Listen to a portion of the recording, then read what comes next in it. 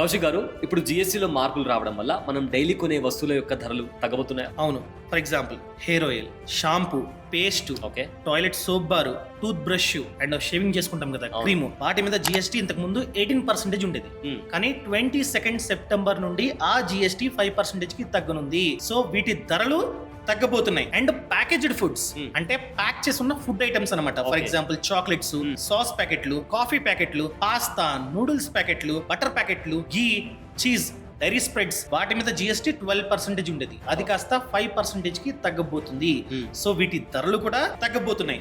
And main thing snacks ప్యాకెట్లు, for example pre packed namkeens కావచ్చు, భూజియా కావచ్చు, మిక్చర్ కావచ్చు, సో వాటి మీద 12%, అది కాస్త 5% కి తగ్గబోతుంది. అండ్ యుటెన్షియల్స్ అంటే గిన్నెలు, ప్లేట్స్, స్పూన్స్, వాటి మీద 12% జిఎస్టీ ఉంటే అది కాస్త 5% కి తగ్గింది.